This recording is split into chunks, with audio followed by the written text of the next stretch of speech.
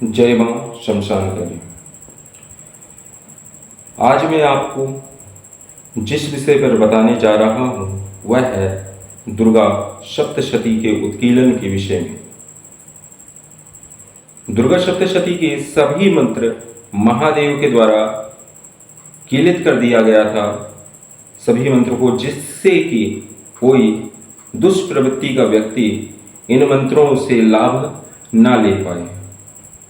और इस पूरे पाठ का निष्कीलन क्या है, आज मैं आपको इसकी साधना बताऊंगा, जिसके माध्यम से जो भी व्यक्ति सात्विक रूप से दुर्गा सप्तशती का पाठ करते हैं वह इस साधना को मात्र 11 दिन के लिए अगर करते हैं तो हमेशा के लिए उन दुर्गा सप्तशती के पूर्ण फल उस व्यक्ति को प्राप्त होंगे ही होंगे। सभी मंत्रों के फल प्राप्त करने के लिए यह साधना करना अत्यंत अनिवार्य है। तो यह साधना आपको करने के लिए पूर्व दिशा की ओर आपको एक लाल कपड़ा आपको लेना है, एक चौकी रखनी है, उसके ऊपर लाल कपड़ा बिछा के दुर्गा देवी का फोटो आप रखेंगे।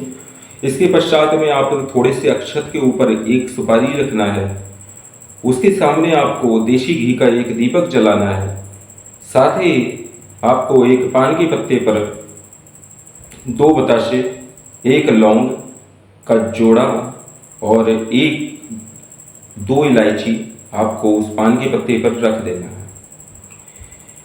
इसके बाद आपको संकल्प करना है कि हे मां दुर्गा, मैं दुर्गा सप्तशती के उत्कीलन के लिए 11 दिवस की साधना कर रहा हूँ और दुर्गा सप्तशती के समस्त मंत्र उत्कीलन के लिए यह साधना कर रहा हूँ।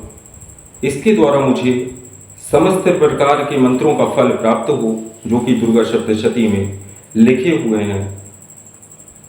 मैं अपने गुरु की आज्ञा से यह साधना कर रहा हूँ। उसमें आप मेरा भी नाम शिवदत्ता गौरी कह सकते हैं।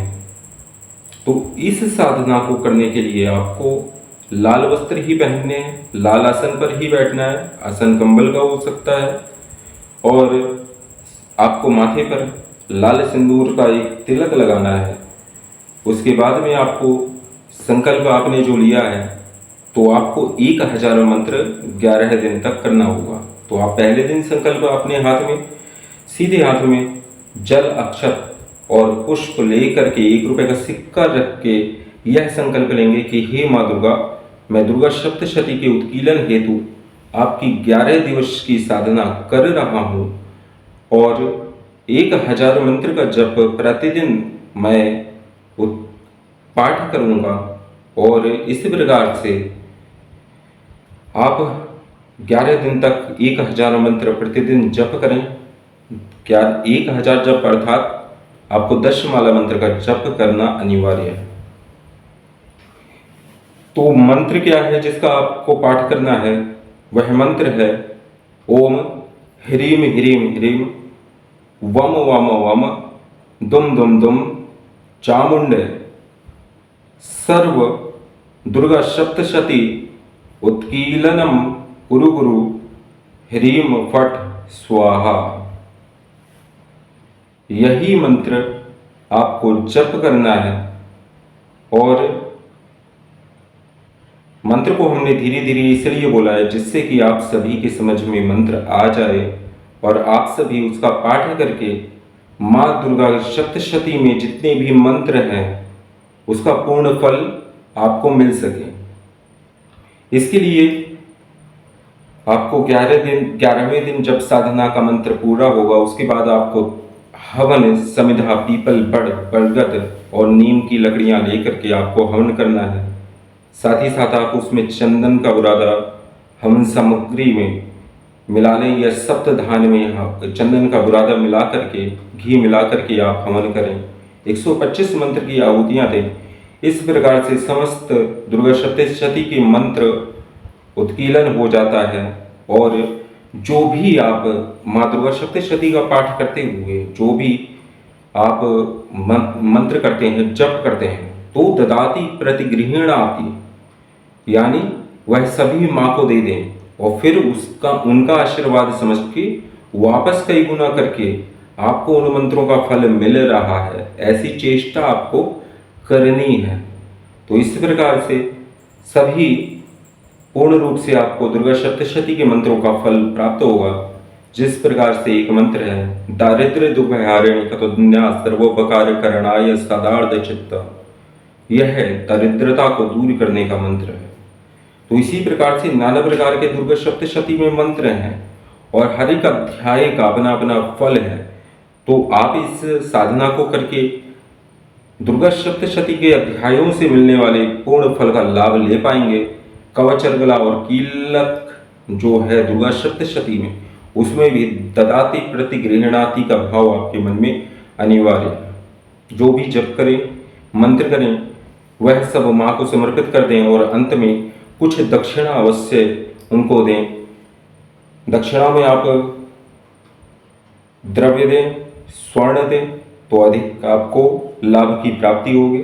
चाहे स्वर्ण कितना भी हो, 16 मास स्वर्ण देने का विधान है। वैसे असली दक्षिणा वही होती है जो द्रव्य दक्षिणा होती है। द्रव्य होता है अर्थात स्वर्ण, चांदी, इस प्रकार द्रव्य है। मंत्र सिद्धि में भी अपने गुरु को स्वर्ण देने के लिए कहा गया है। 16 मासा स्वर्ण देने पर वह मंत्र सिद्ध हो जाता है। इसी प्रकार से नाना प्रकार के मंत्र हैं जिसमें द्रव्य देना अति अनिवार्य है।